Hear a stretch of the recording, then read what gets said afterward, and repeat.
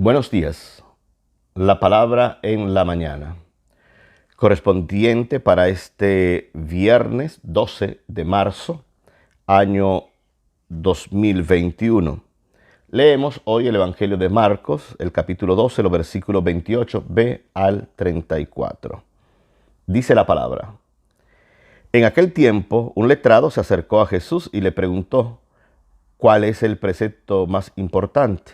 Jesús respondió: el más importante es: escucha, Israel, el Señor nuestro Dios es uno solo. Amarás al Señor tu Dios con todo tu corazón, con toda tu alma, con toda tu mente, con todas tus fuerzas. El segundo es: amarás al prójimo como a ti mismo. No hay mandamiento mayor que estos. El letrado le respondió: muy bien, maestro, es verdad lo que dices. El Señor es uno solo y no hay otro fuera de él. Que amarlo con todo el corazón, con toda la inteligencia y con todas las fuerzas, y amar al prójimo como a uno mismo vale más que todos los holocaustos y sacrificios.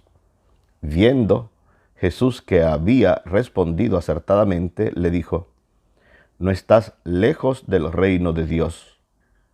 Y nadie se atrevió a dirigirle más preguntas. Palabra del Señor. El texto nos pone en contexto.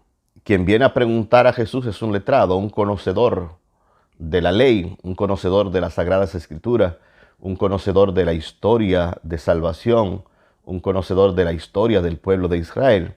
Por lo tanto, su pregunta sobra, diríamos hoy día.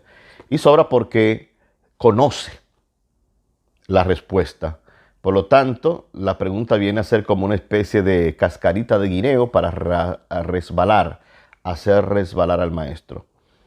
A mí de este texto siempre me ha gustado que el letrado pregunta cuál es el precepto, Jesús responde y Jesús va a poner el argumento que también es muy del pueblo de Israel, es muy de las Sagradas Escrituras, que es amar al prójimo como a ti mismo. Y no hay mandamiento mayor que esto. En otro texto, dentro de los sinópticos, Jesús dirá: y el segundo es semejante al primero, es igualito en todo caso. Pero es quien pregunta es el letrado y Jesús el que responde. El argumento posterior vendrá también por el letrado. Y el texto, y esto es lo que me encanta del texto de hoy, dice: viendo Jesús que había respondido acertadamente, dijo. Viendo Jesús que el letrado había respondido, pero quien preguntó fue el letrado. Por lo tanto, a las preguntas que sobran, como decimos, vienen, como dice el dicho, contra hechos no hay argumentos. La palabra, la expresión, la vivencia, esto es el capítulo 12 de Marcos, casi acabándose el Evangelio de Marcos.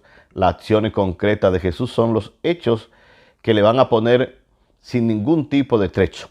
De la palabra al dicho y del dicho al hecho, digámoslo de esa manera. Pues, ¿qué podríamos responderle nosotros acertadamente hoy a Jesús? Si nosotros que preguntamos, cuestionamos: Señor, ¿por qué? ¿Por qué esto, lo otro?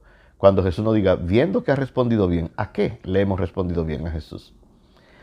Tal vez es eso lo que deberíamos cuestionarnos, preguntarnos, reflexionarlo, no para empequeñecernos, aminorarnos, apocoparnos y sentirnos derruidos, destruidos. No, sino para que la pregunta, que no es capciosa, pueda encontrar la respuesta, ¿por qué no?, satisfactoria de Jesús, que mira que también a su proyecto nosotros hemos bien respondido. Buenos días. La palabra en la mañana.